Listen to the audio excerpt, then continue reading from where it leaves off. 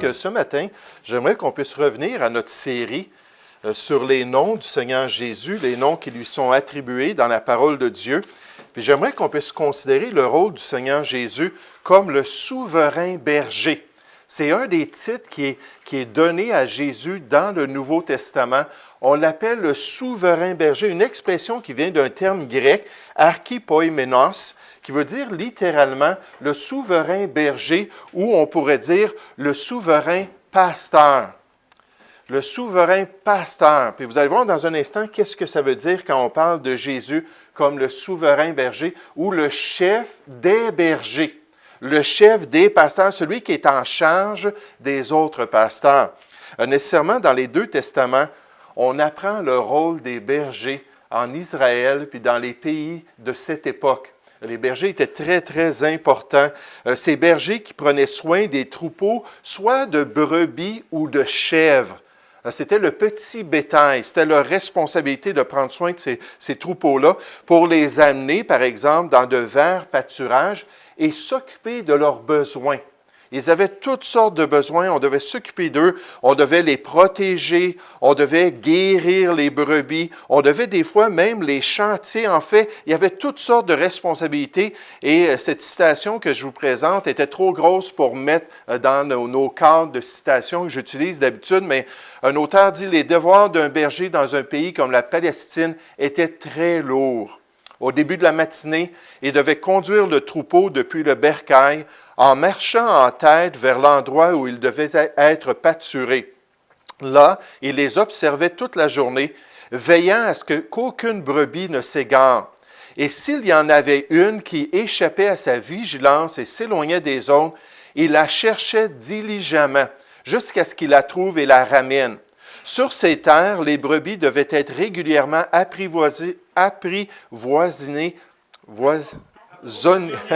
Merci, c'est ça, exactement, en eau. Ah, j'ai toujours compassion pour les missionnaires qui viennent, qui apprennent la langue, qui essaient de la parler. Moi, je viens du Québec, puis j'ai de la misère à la parler. Mais donc, ils devaient recevoir de l'eau et le berger, à cette fin, devait les guider soit vers un ruisseau, soit vers des puits creusés dans le désert, pourvu d'abreuvoir. La nuit, il ramenait le troupeau chez lui au bercail, les comptait comme il passait sous la houlette à la porte pour s'assurer qu'il n'en manquait aucune. Ces travaux ne se terminaient pas toujours avec le coucher du soleil. Souvent, il devait garder le troupeau pendant les heures sombres, les heures de la nuit, en cas d'attaque de bêtes sauvages ou de tentative rusée du voleur qui voulait les dérober. Donc, cette position-là de berger, c'était une position qui était très importante. C'est une position qui était bénéfique pour les troupeaux, pour la bergerie. Un autre commentateur nous dit, concernant ce rôle, le rôle de berger était passé de celui d'une entreprise familiale au temps de David. On se souvient, David, c'était un berger avec ses frères, à une occupation quelquefois méprisée. Dans l'histoire, il y avait malheureusement le cœur humain qui se manifestait et il y avait des bergers qui étaient malhonnêtes. De nombreux bergers avaient été accusés de vol et d'utilisation de terres sur lesquelles ils n'avaient aucun droit. Le berger avait également une occupation solitaire, particulièrement la nuit, lorsqu'il surveillait le troupeau, s'assurant que les brebis endormies ne se réveillaient pas et que les prédateurs qui rôdaient n'attaquaient pas et ne dévoraient pas le troupeau. Vous vous rappelez de cette situation-là dans Luc chapitre 2, où il y avait des bergers sur une montagne avec leurs troupeaux et un ange du Seigneur leur est apparu pour parler d'un petit bébé qui venait de naître et qui était dans une crèche à Bethléem. Mais ces bergers-là étaient en train de garder les troupeaux pendant la nuit. C'était une de leurs responsabilités. Ce même auteur nous dit, pourtant, les bergers avaient un côté tendre. Ils comptaient constamment les brebis, soulevaient les faibles sur leurs épaules et créaient des enclos où les brebis pouvaient dormir. Puis un autre commentateur nous dit, les brebis utilisées pour les sacrifices au temple à Jérusalem étaient conservées dans des champs à l'extérieur de Bethléem. Le travail des bergers était plus important la nuit à cause des menaces des voleurs et des prédateurs. Bien que la position sociale des bergers était modeste, le rôle est souvent considéré positivement dans la Bible. En fait, c'est une image, vous allez voir dans un instant, de l'œuvre que Dieu est en train d'accomplir dans sa bergerie. de comment lui, il prend soin de ses brebis, puis il entretient ceux qui lui appartiennent. Mais les bergers en Israël étaient extrêmement importants.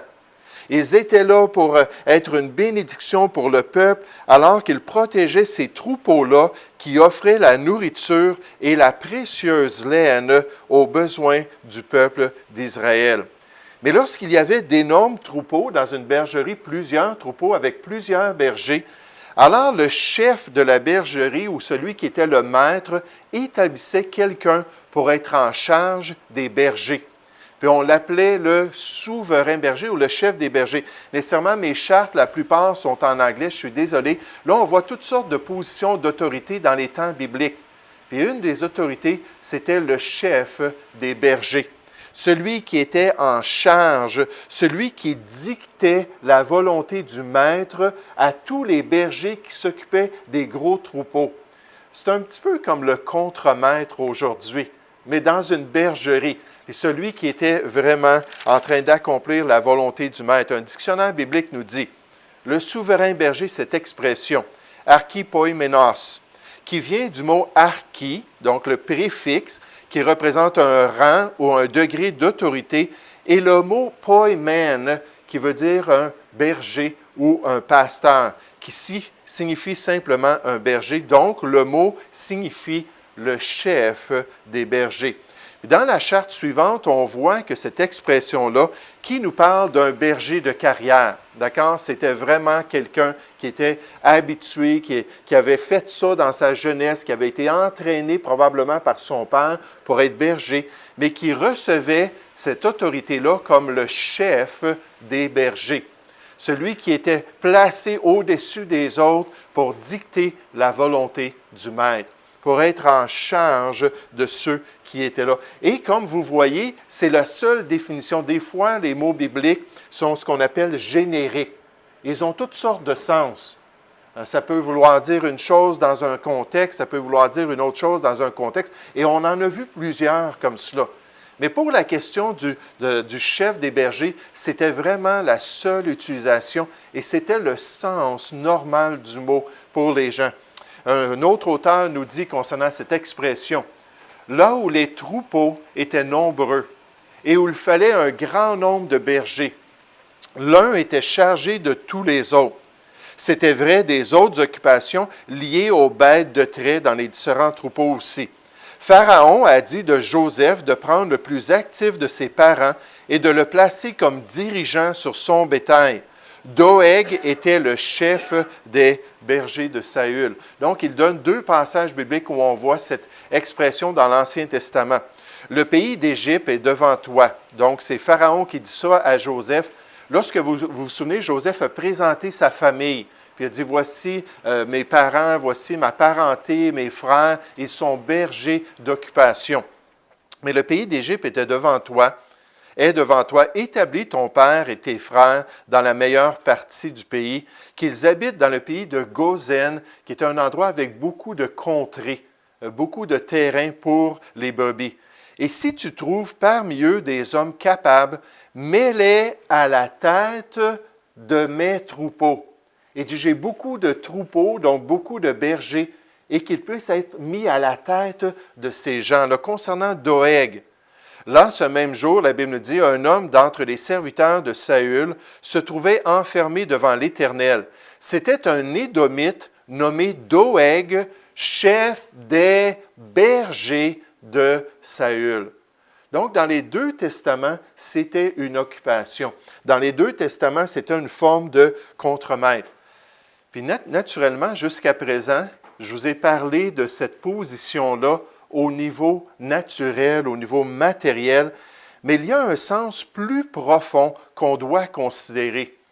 Il y a un sens spirituel qui va nous parler de l'œuvre de Dieu et du rôle du Seigneur Jésus dans un instant, vous allez voir. Comme par exemple dans le fameux psaume 23, lorsque David parle de sa relation avec son Dieu. Puis nécessairement, David savait exactement c'était quoi le rôle d'un berger. Il l'avait accompli dans sa jeunesse. C'était le travail qu'il avait probablement appris d'Isaïe, son père. Donc, il savait exactement c'était quoi un berger. Puis on nous dit cantique de David, et David s'exclame, « L'Éternel est mon berger. Je ne manquerai de rien. Il me fait reposer dans de verts pâturages. Il me dirige près des eaux paisibles. » Puis tout à travers ce psaume-là, un des psaumes les plus célébrés par les enfants de Dieu, alors qu'on considère Dieu comme celui qui est en charge de notre vie, celui qui prend soin de nous, celui qui va pourvoir, celui qui va nous protéger avec son bâton et sa houlette, celui qui va nous garder dans les voies de Dieu.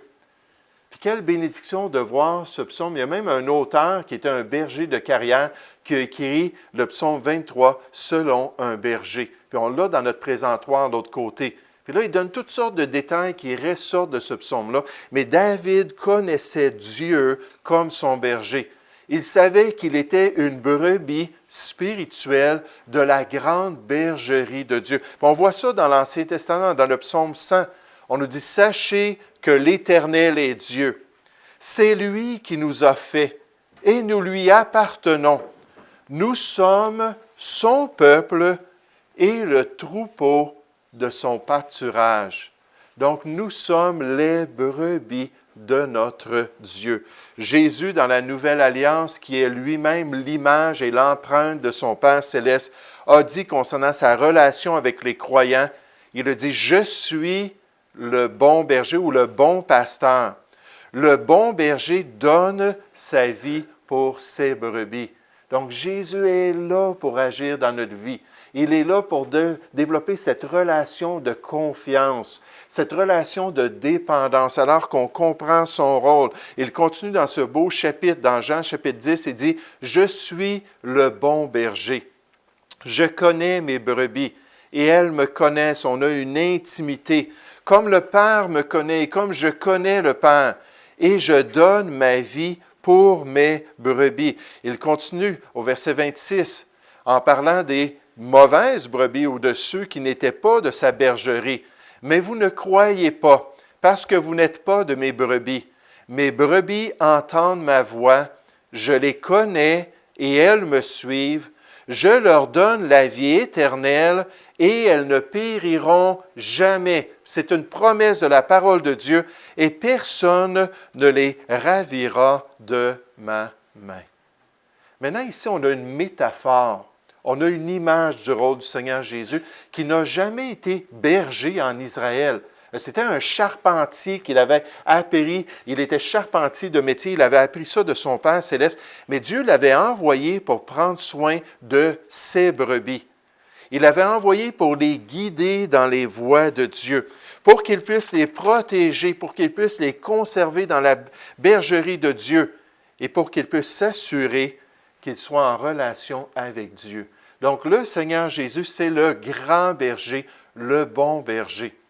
Mais quand on regarde la parole de Dieu, le Nouveau Testament, on s'aperçoit aussi qu'on l'appelle le chef des bergers, celui qui est en charge de la bergerie. Puis juste avant de remonter au ciel, juste avant de quitter cette terre, juste avant d'envoyer un autre consolateur, Jésus a dit à ses disciples, « Voici, je vais vous transférer une charge.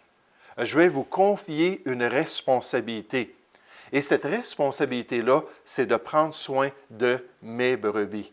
Et quand on se tourne dans le Nouveau Testament, on voit que Jésus a dit ça à ses apôtres, comme l'apôtre Pierre.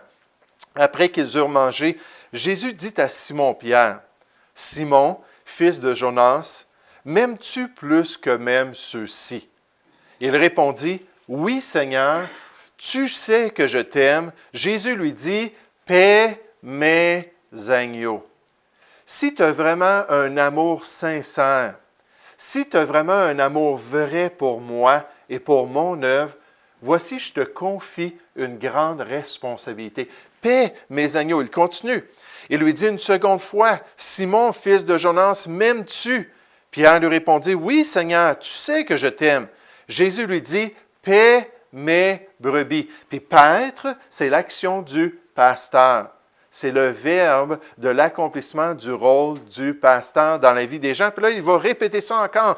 Il lui dit pour la troisième fois, « Simon, fils de Jonas, m'aimes-tu? » Pierre fut attristé de ce qu'il avait dit pour la troisième fois. Et souvenez-vous, Jésus a été renié par Pierre combien de fois? 3 fois. Puis donc, il lui dit ça pour la troisième fois, puis ça a brisé son cœur. M'aimes-tu? Es-tu sincère? Comprends-tu la tâche que je te donne?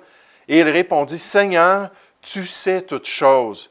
Tu sais que je t'aime. Jésus lui dit, paie mes brebis.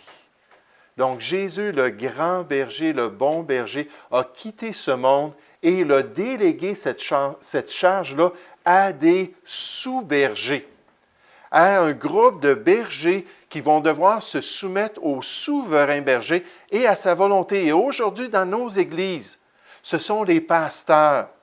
Ce sont ceux aujourd'hui même qui essaient de prendre soin du troupeau de Dieu, qui sont sous la direction du chef des bergers, de la tête de l'Église, qu'ils doivent suivre selon sa parole, selon son Saint-Esprit, pour accomplir toute la volonté de Dieu dans la vie de la bergerie. Et c'est pour ça que Pierre a dit aux bergers, dans 1 Pierre chapitre 5, il a dit « Paissez le troupeau de Dieu ». Vous savez, ceux qui sont appelés au ministère, ceux qui ont reçu cette responsabilité-là, des fois, ils peuvent avoir un travail bivocationnel. Des fois, ils peuvent travailler en construction, travailler comme mécanicien, avocat, différentes choses. Puis là, accomplir cette tâche-là de pasteur. L'idéal dans le plan de Dieu, selon 1 Corinthiens chapitre 9, c'est qu'il puisse être à temps plein. C'est ce que Dieu ordonne, que l'Église prenne soin d'un ouvrier et qu'il soit à temps plein. Quand ce sont des petites assemblées, c'est souvent pas possible pour elles de pouvoir le faire.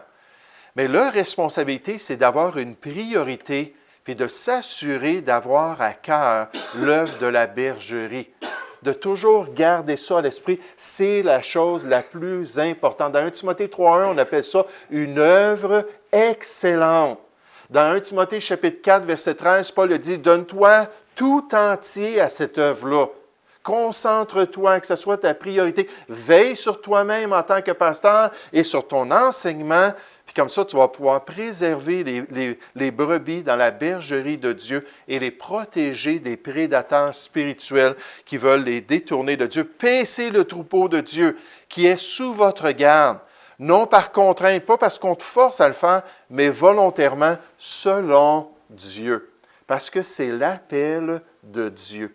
C'est Dieu qui décide, c'est Dieu qui choisit. Il n'y a pas le clergé puis le laïc. On est tous des frères dans le Seigneur, mais on reçoit des appels particuliers, chacun de nous avec des dons spirituels.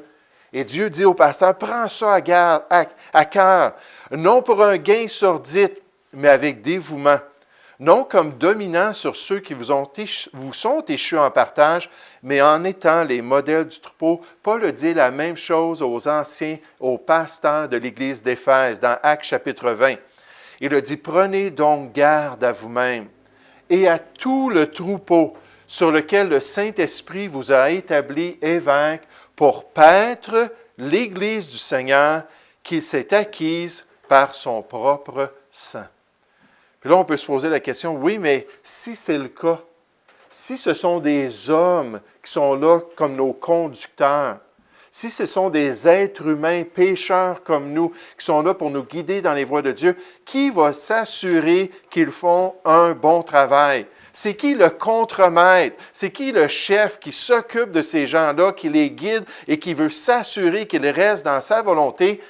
Mais dans la parole de Dieu, c'est le Seigneur Jésus lui-même. Et la promesse, c'est que, et lorsque le souverain berger, en parlant de Jésus, celui qui est en charge, celui qui supervise, celui qui surveille, lorsque le souverain berger paraîtra, alors vous obtiendrez la couronne incorruptible de la gloire. Non, le Seigneur Jésus n'a pas laissé les chrétiens orphelins. Non, le Seigneur Jésus n'a pas laissé les églises entre les mains d'êtres humains seuls. Son Saint-Esprit est présent. Sa parole est là pour dicter la vérité. Les chrétiens doivent prendre les Écritures et examiner eux-mêmes les Écritures pour voir si ce qu'on leur dit est exact. Et lui-même a cette charge-là de souverain, le chef des pasteurs, pour les guider dans les voies de Dieu. Un auteur dit concernant ce rôle spirituel, nous avons donc une illustration du texte. Les ministres chrétiens, les pasteurs dans les églises chrétiennes sont des pasteurs ou des bergers, mais il y en a un au-dessus de tous. Jésus est le berger en chef. Il les surveille, les soigne, leur attribue leurs diverses fonctions et les récompense ou les châtie. Puis Jésus est totalement souverain sur son Église. Est-ce que ça peut arriver que des pasteurs errent? Est-ce que ça peut arriver que des pasteurs aient besoin d'être mis en discipline? Oui, effectivement. Mais encore une fois, c'est Jésus qui va guider le processus et qui va les aider à l'accomplir. Le pasteur Wiersbe dit, « Jésus-Christ est le bon berger qui est mort pour les brebis. » Donc, il a ça à cœur. Le grand berger qui vit pour les brebis, il intercède pour eux. Et le grand berger qui vient pour les brebis, il s'en vient un jour. En tant que chef berger, lui seul peut évaluer le ministère d'un homme et lui donner la récompense appropriée. Certains qui semblent être les premiers peuvent finir derniers devant Dieu lorsque le Seigneur examinera le service de chaque homme. Donc, souvenons-nous que le Seigneur Jésus est le souverain berger.